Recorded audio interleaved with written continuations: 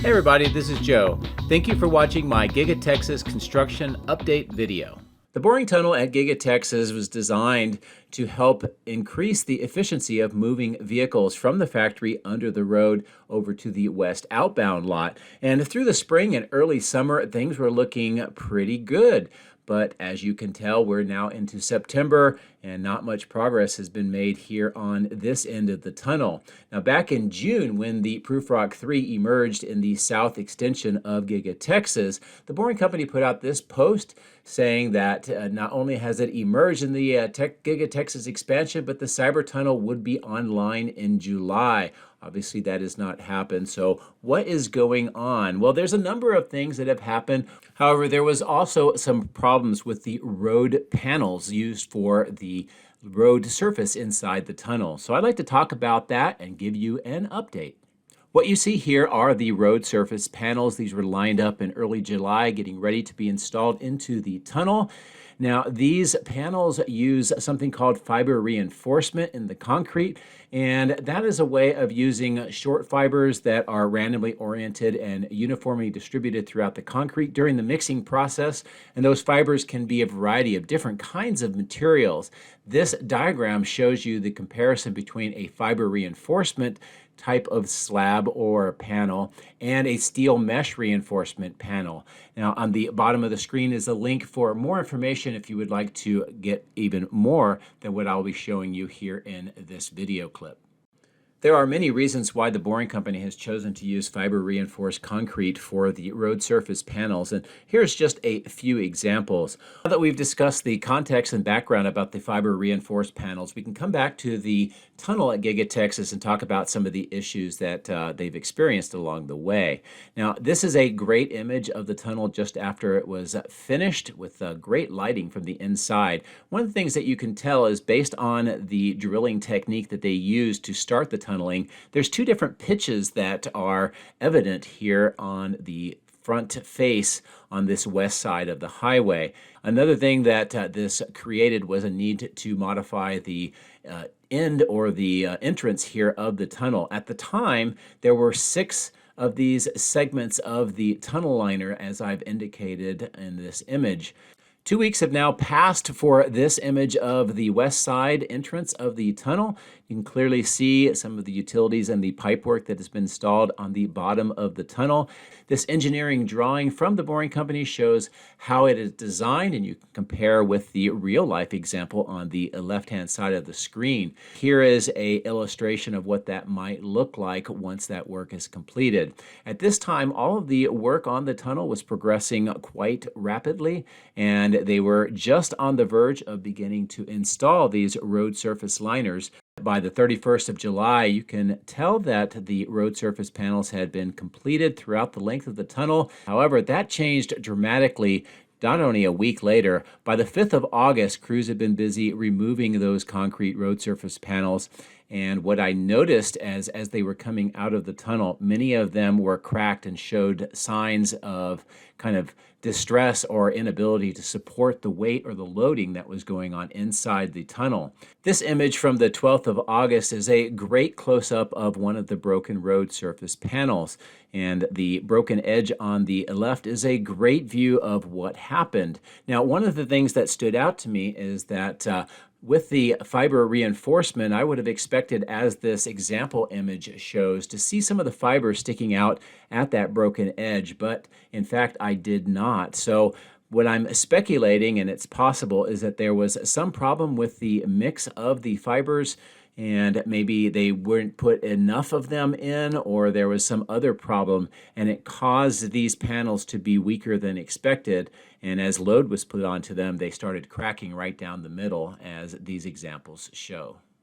Just 2 days later, on the 14th of August, another major change to this west side tunnel entrance was made, and that was the removal of 3 of the ring segments. This illustration gives you an idea of what that looks like and how much shorter the tunnel is. This also had the benefit of removing one of those 2 big pitch changes at this end of the tunnel. So anyway, both of these things were happening at the same time, and it would take a few more weeks before I was able to figure out what the plan was going to be, and that required a trip back over to the Boring Company facility in Bastrop, Texas. It's about 15 miles or 24 kilometers to the east of Giga Texas. This is where those road surface panels and tunnel liners are made. Also, the tunnel boring machines are manufactured in that large facility that you see with the Boring Company logo.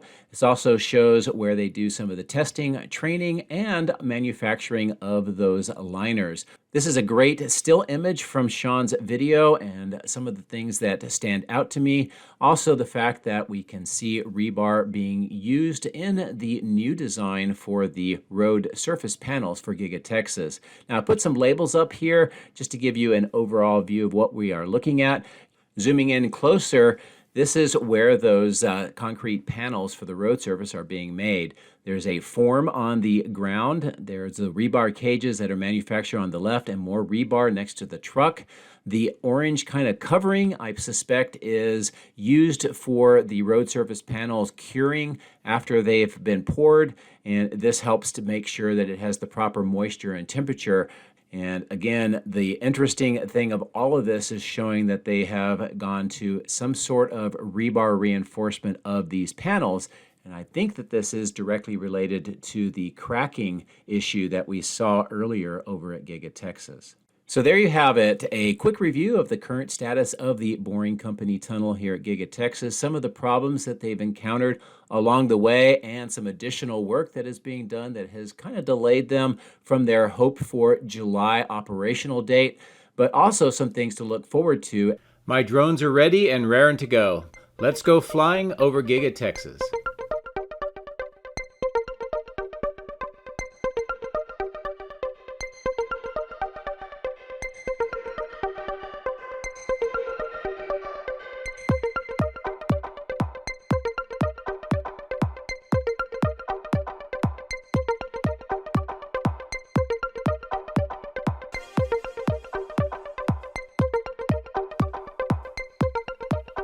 Well, it's a beautiful morning here and a great day to fly, and we're going to start off on the west side, just taking a look at the natural gas pipeline installation that continues here on the west side of the highway, just north of this small material staging yard with those two large white tents.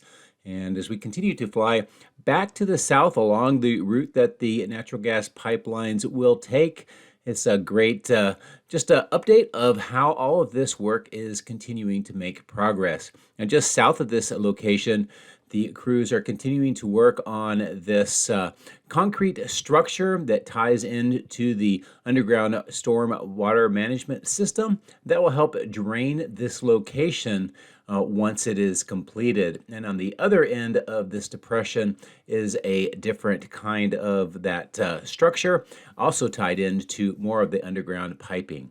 On the north end of the end-of-line facility, we see both Cybertrucks and also Model Ys processing through the facility. Taking a look across the outbound lot, it's a look at how much inventory there is here on the beginning of the work week. There are a lot of Cybertrucks, some Model Ys, and later on in the video, we'll see that there are Model Ys that are exiting the factory. So production of all of the vehicles is underway today, which is a great sign. The south end of the end-of-line facility, the superchargers, is actually pretty busy today, about 50% full, and more vehicles exiting the south end of the end-of-line facility. Another look at this large clearing just to the south of the superchargers where more trench work is underway. See that blue pipe that is being installed at the bottom of the trench. And as we follow it along, more of the natural gas pipeline on the left that is part of that lateral extension of the Sand Hill Energy Plant. And in addition to that, more of this conduit in the trench onto the left of the screen, both of which are approaching the exit point of the boring tunnel. And we're going to see how this all ties into this boring tunnel and the entranceway once this is completed. As we talked about in the video intro, you know that there's been some issues with the road panels. That's why they've been removed. Also, those segments, the ring segments that were removed as well. And this is what the face of the tunnel looks like today. Now, later in the video, we're going to get some good views into the south extension, where there are some developments on the other end of the tunnel. But as I continue with the zoom, looking back from where we came, it's a great view of all of the work just on the north side of where the boring tunnel is located. So I'm going to bring the drone up to a higher altitude, fly back to the north along this side, and give you a great view of all of the activity and what the West Support Facility on this part of Giga Texas looks like this early morning.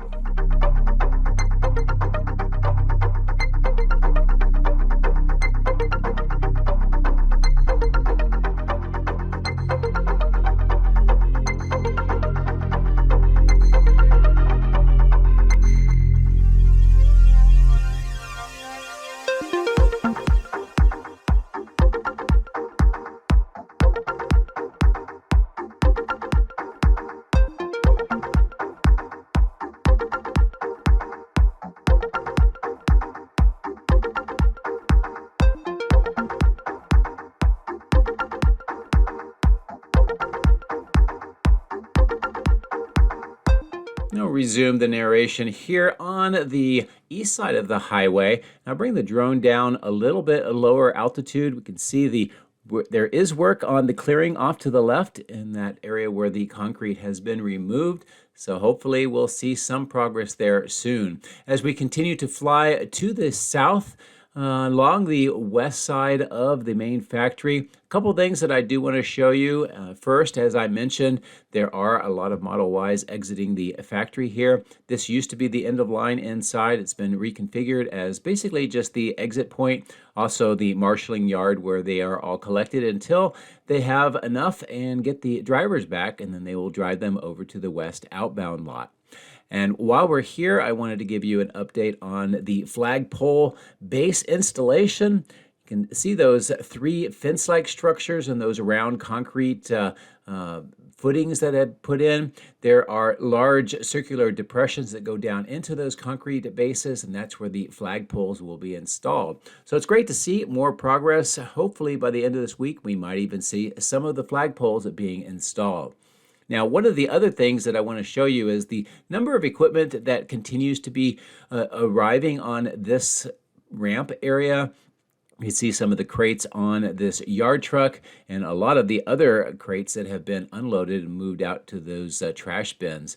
So there is a lot of potential maybe upgrades to the production lines going on as well. And that could explain why some of the drop-off on the Model Y production has been noticed over the last couple of weeks. As we get to the south extension, it's a good low-end view of this paved entranceway on this part of the factory. Also, the interior walls, and as I pan the drone up, some good views of all of the various different floors and the equipment that is inside waiting for installation. Now, that boom lift on the left, the red one, shows there's an interior room that has been built with some more of those interior walls. Great view of the materials and some cabinetry on the ground. In addition to that, we see looks like maybe drywall. And then here, both good news and bad news. The good news is we can get a good view of the tunnel. We can see that they have these large fan units on that steel superstructure that forms the facing of the tunnel. Also some more excavation around the tunnel. The bad news is it looks like they are extending the wall across that area. So our views of the tunnel on this part of the extension may be coming to an end. As I pan the drone around here in the middle of the screen, you can see that there's that elevator that is in operation. I'll just follow it up onto the second floor. There it is arriving. And I've had a lot of viewers ask me about that elevator system and to get some good views of it in operation. So hopefully that helps answer your questions. As I zoom back out, great final look into the extension at this time and along the south towards the cyber pond. Now, because of the position of the sun, I'm going to bring the drone up over to the roof section kind of turn to face to the west and give you a good view of the work that is continuing on the roof, particularly this gray area, which is right above the Cortex supercomputer cluster. And some of the wires are the cables along those trays that will eventually connect all the way up to the electrical switchyard and provide power. As I maneuver the drone around the south end of the building, great lighting today to give us a look at what is going on with the 3 tunnels. And as I approach to the western tunnel, I will zoom in and let you see what is going on. The trench work with those white pipes is part of the roof drains, and it looks like there's more on the left-hand side of the screen. The doors and the facing structure of the tunnel is nearly complete, and of course all of the dirt being brought in, the grade work, and you can see kind of the berm that is taking shape that mimics the black waterproof paint that we see on the sides of the tunnels. This is another good close-in detailed look at what is going on with the tunnel and how next to the perimeter grade beam they are continuing with the infill of the dirt and the grade. And as I continue to pan to the eastern tunnel, we can get a good look at this one. Still waiting for the doors to be installed on the exit point and some more of the dirt brought in to finish up the grade to connect to the paved section, which we're flying over now. As we fly in towards the building, I'll bring the drone down slightly, give you a look into the ground floor and the second floor at the same time. Also, the large structure on the inside that has those interior walls, all the doors, that's in the area where the Cortex supercomputer cluster with all of those servers are being installed. As I zoom in closer, it's a look at those pumps and pipes and the system that is being used to clean out the coolant pipes along the side of the coolant plant. More of those vertical pipes connecting into those circular openings along the wall. And of course, the manifold and the rest of the equipment on the ground floor is continuing to progress very nicely. Looking to the east, lined pond is very noticeable, and also the regular normal pond that is remaining. And we'll get you some better views of that here in a moment. But right now I'm going to fly and look down at the gap between the cooling plant and the extension and give you some views into the area where those 4 tanks are installed. Still waiting for more of the concrete to be completed on the ground floor. Also look at the pumps and pipes. Those blue trailers are to collect the contaminated water, and of course a great view with the lighting of the east side of the cooling plant. There's that lined pond again, and on the left hand side of the screen is more of the shops and workshops and storage location for the glass company, and hopefully we'll start seeing more of the glass installed soon. As I continue to pull away, this is a look at the intersection still being developed between Robotic Avenue at the bottom of the screen and River Road on the left of the screen.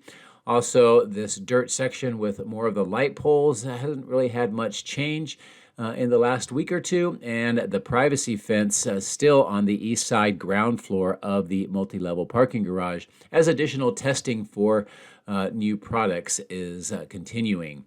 On the large clearing, more of the pipes that are being used for the south end of the extension. And as we continue to fly towards the main factory, the big thing that I would like to show you is all of the castings, almost all of them are for Cybertrucks that are arranged on the ground level, all about 3/4 of the length of the building. And this pan back to the north and flight gives you a great view of all of the castings, how they snake around the towers for the power poles. They're against the wall next to the entranceway and all along the road. The temporary lot on the bottom is filling up with more of the Cybertrucks as they wait here for final processing. And as I get closer into the secondary main entrance, I'll zoom in and give you even better views of all of the castings that are kind of just piling up here as they continue to push these out and store them during the weekend, and then the production that begins again on Monday, today, starts turning them into Cybertrucks. That clearing with the concrete and that temporary wall is making progress as well. And as we fly further to the north, a few changes at the baghouse filtration plant to point out. First of all, more of the structure has been added to the roof section, and we see additional pipe work, including on the far right, being installed, more on the ground level next to that large tank.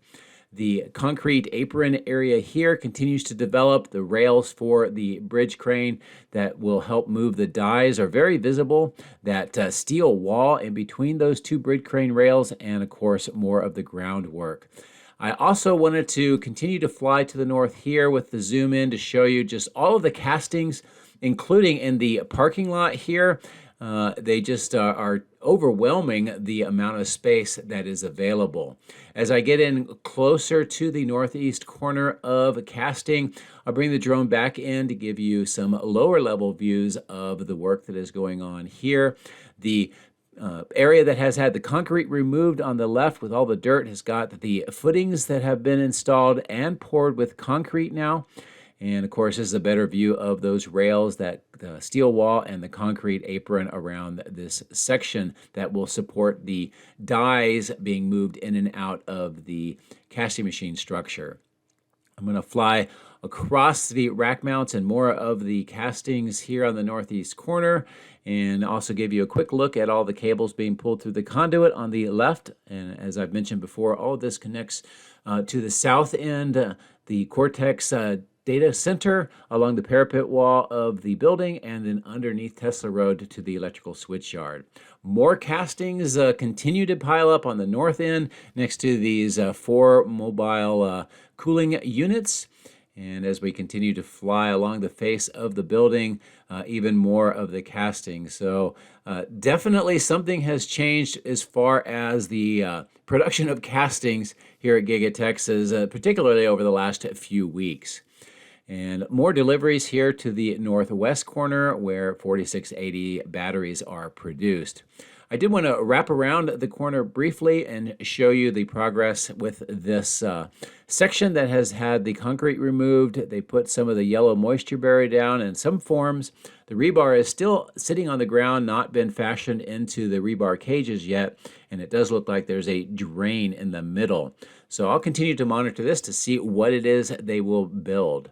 As I pop up to the roof, another update I wanted to give you is on these ducted fans, the cleaned sections on the roof, which I think are going to be where they're going to mount these additional frames that are laying on the ground. And we'll continue to watch this to see what they end up installing. There are more frames and other equipment that are being stockpiled right here on the roof section.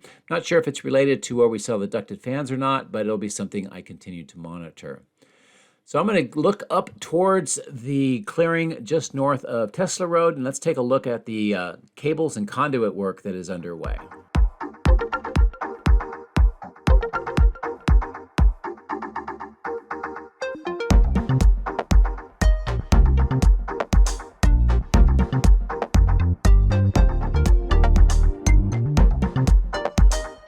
On these concrete vaults at the bottom right of the screen, more of the cables have been pulled through and arranged for future finishing work. And then much of this continues up here to these concrete vaults and this raised structure that has the cable trays. And also some of the cables are visible now through this area.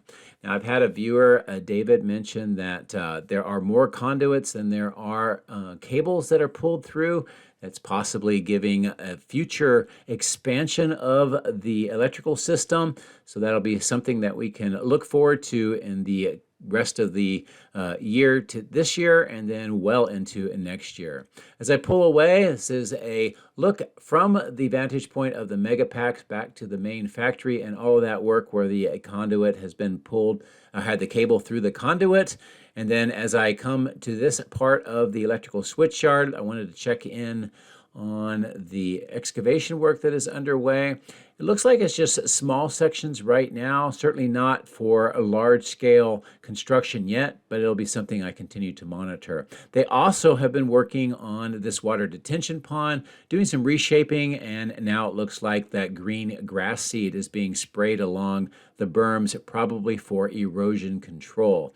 And they were probably just restoring the operation of the water detention pond after all the rains that we've had this year. I'm going to reposition the drone across the Martin Marietta batch plant to take a look at a higher altitude briefly at the die shop and the battery cathode plant, and just some of the activity that is going on here today. Still a lot of parking lots full of vehicles on both sides of the cathode plant, which I think is a great sign when it comes to operations within this plant. As I bring the drone back down, quickly look at the crash test facility, some of the crash tested vehicles on the right, and also some of the work in the east side of the cathode plant. The one that I'm really interested in is this earthwork section just to the north of that temporary kitchen. You can see several earthwork machines are busy in that area where the trees are, and the electrical conduit that is proceeding in that direction. The last area I want to look at today is Tesla Road's extension. All of the trenches for the underground stormwater management system have now been filled back in. So this is a great sign, and we might start seeing the road extended in the near future. So that's a quick look at Giga Texas. I hope that you enjoyed what we talked about in the intro and also what we saw through the video. As always, thank you very much for your support. Have a great week.